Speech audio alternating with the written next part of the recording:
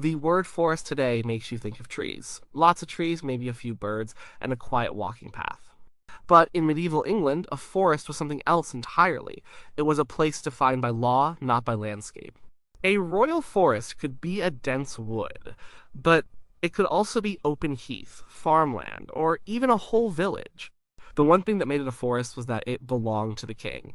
It was his personal hunting ground.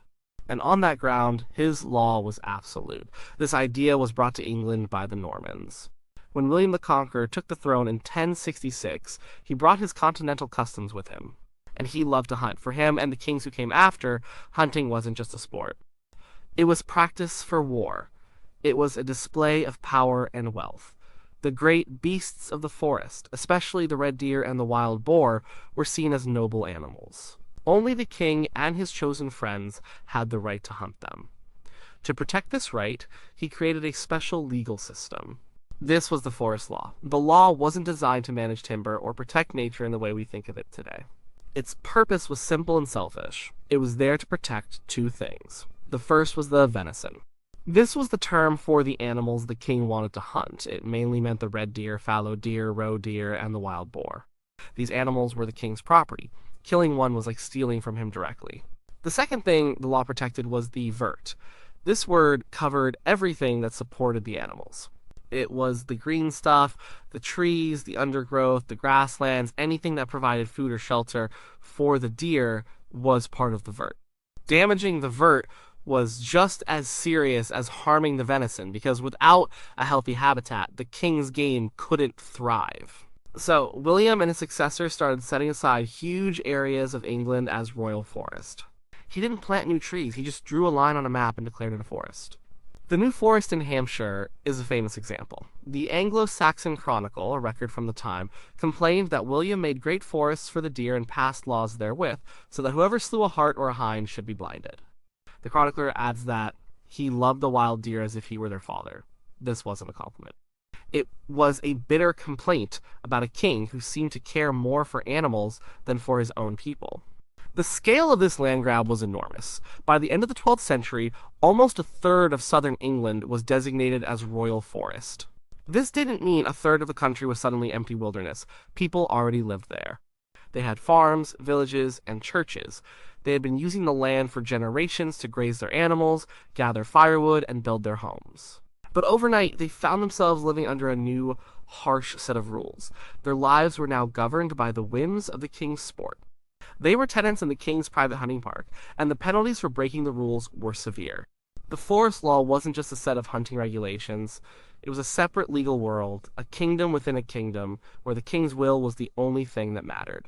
And for the common person, it was a source of constant fear and resentment. Life inside a royal forest was governed by a complex and oppressive system. This wasn't the common law that applied to the rest of England. Forest law was a separate beast, with its own courts, its own officials, and its own brutal punishments. It was designed for one thing: to preserve the king's hunting pleasure at all costs.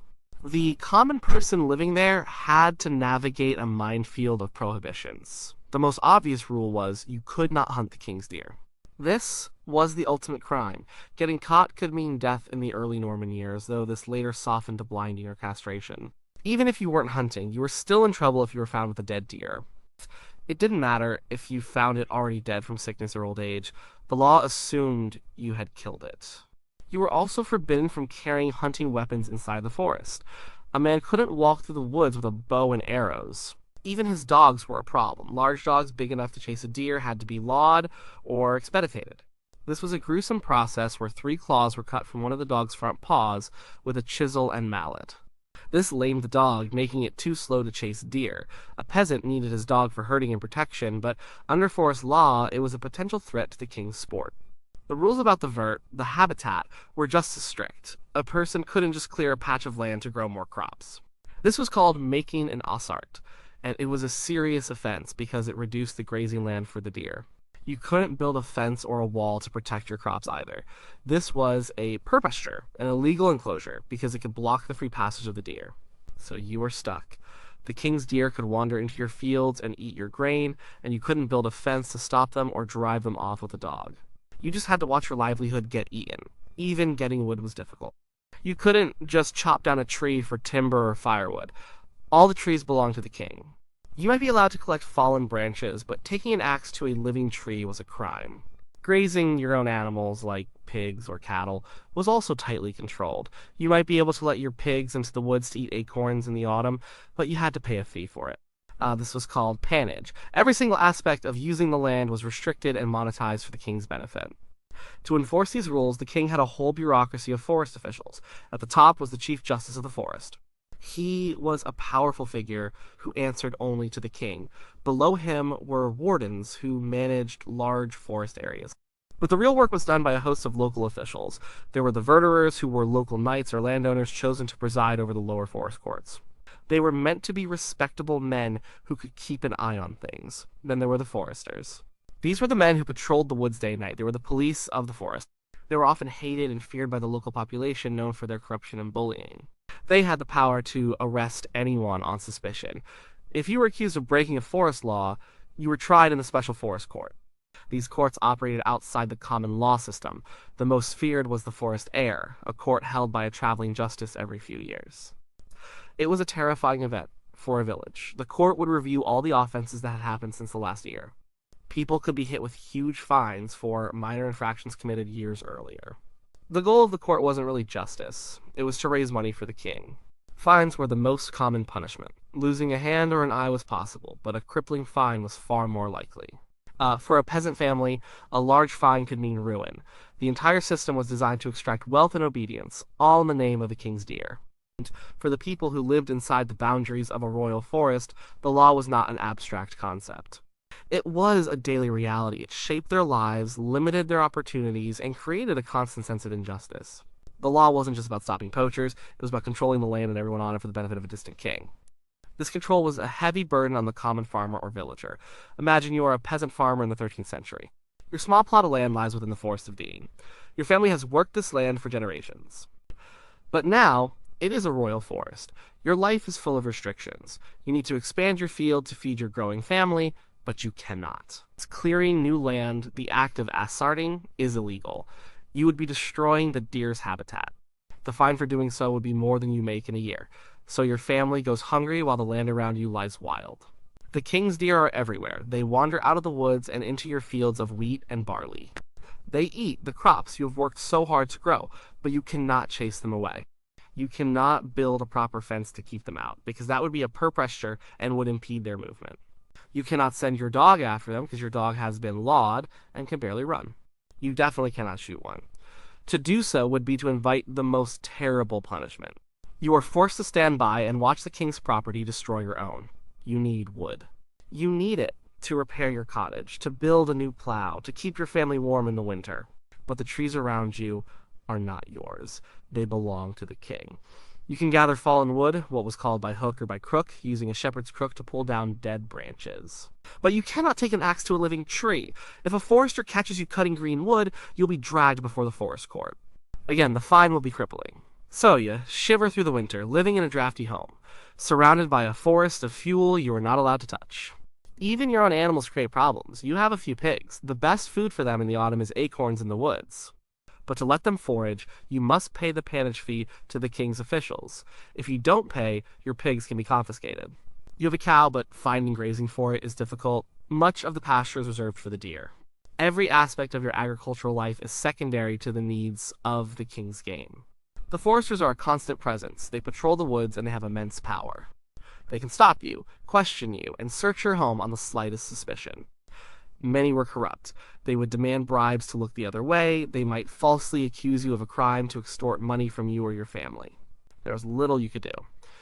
They represented the king's authority. To challenge a forester was to challenge the king himself. This created an atmosphere of fear and resentment. The law was not seen as a tool for justice, but as a weapon of oppression used by the rich against the poor. This resentment simmered through generations. It wasn't just peasants who suffered.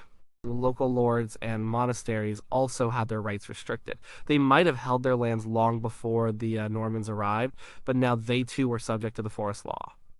They couldn't develop their own estates or profit from their own woods without the king's permission.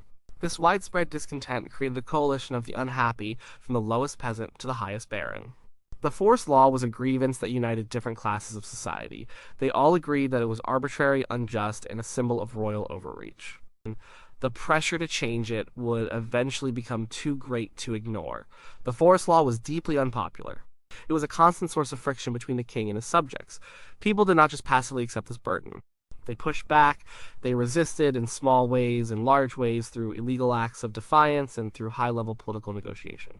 This resistance eventually led to major reforms that began to chip away at the king's absolute power over the forests. The most common form of resistance was poaching. For a poor peasant, a deer was a huge amount of meat. It could feed a family for weeks. The risk was great, but the reward was tempting. Poaching wasn't just about hunger, though. It was also an act of defiance. It was a way of taking back something that people felt was theirs by right. The forest and its animals had been part of their local world for centuries. The king's claim to it all felt like a foreign imposition. So, a successful poaching trip was a small victory against a powerful and distant authority. This is the world that gave rise to the legends of Robin Hood. While the historical Robin Hood is elusive, the stories capture the spirit of the time perfectly. He lives in Sherwood Forest, a royal forest. He hunts the king's deer, not just for food, but to defy the cruel and unjust sheriff of Nottingham, an agent of the king's law. He represents the common person's fantasy of fighting back against the system. The popularity of these stories shows how deeply the resentment against the forest law ran. So Robin Hood wasn't just a thief, he was a hero of the people, an outlaw who lived by a more natural, more just law than the one imposed by the king. But resistance wasn't just the stuff of folktales. The most powerful people in the kingdom also hated the forest law. Barons and knights saw it as an infringement on their own property rights. A king could declare a forest over their lands, restricting their ability to build castles, clear land, or hunt on their own estates. They saw it as a symbol of unchecked royal power. It was one of the key grievances that led to the confrontation between King John and his barons. This confrontation came to a head in 1215 at Runnymede. The result was Magna Carta, the Great Charter. While it's famous for clauses about trial by jury and no taxation without representation, it also dealt directly with the royal forests. Several clauses addressed the issue. One demanded an investigation into the evil customs of the forest officials. Another ordered that all land that King John had recently made into forests should be disafforested immediately. This meant it would no longer be subject to forest law. The barons were trying to roll back the expansion of royal power. Magna Carta was a start, but the real breakthrough came 2 years later, in 1217. A new charter was issued specifically to deal with the forest problem. It was called the Charter of the Forest. This was a hugely important document. It was reissued alongside Magna Carta for centuries and was just as significant for the rights of the common person. The Charter of the Forest reigned in the worst excesses of the law. It formally stated that no man should lose his life or limb for hunting deer. The punishment was reduced to a heavy fine or imprisonment. It restored the right of people to use their own woods within the forest to clear land and to farm it. It limited the power of the foresters. It also confirmed that all land that had been made forest by recent kings, Henry II, Richard, and John, would be disafforested. Only the ancient royal forests, those that existed under their Norman predecessors, would remain. Perhaps most importantly, it established rights for freemen living in the forest, including the right to pannage and the right to collect firewood. For the first time, the rights of the people living in the forest were written down and guaranteed. The Charter of the Forest didn't abolish the system, but it did make it more predictable and less brutal. It was a major political victory, won through decades of pressure from all levels of society. The Charter of the Forest in 1217 was a turning point, but it didn't end forest law overnight. The system was too profitable and too ingrained in royal power to disappear quickly. What followed was a long, slow decline that lasted for centuries.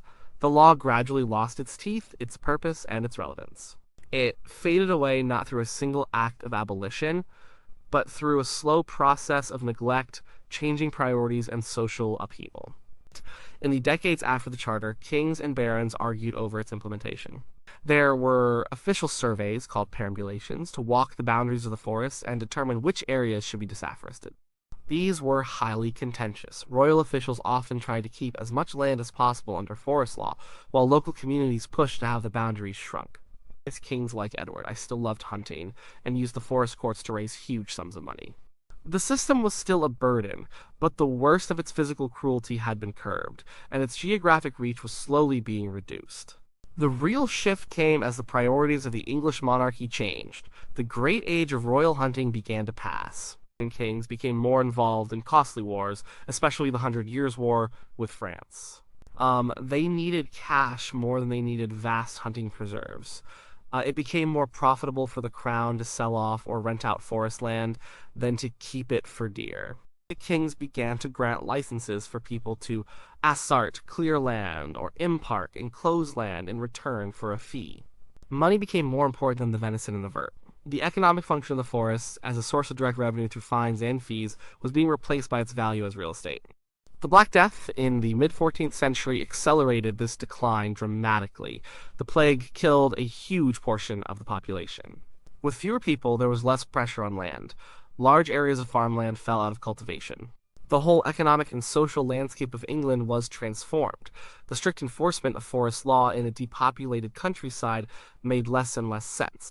The labor of the surviving peasants was suddenly more valuable, and the old oppressive feudal structures began to weaken. By the Tudor period, the forest law was largely a shadow of its former self. The special forest courts met less frequently and eventually stopped altogether. The forest bureaucracy withered away. Kings and queens still hunted, but they tended to do so in enclosed parks like those at Windsor or Richmond, not across vast swathes of the country. The idea of an entire county being subject to a special arbitrary law seemed archaic. The common law of England had grown stronger and had largely absorbed the functions of the old forest courts.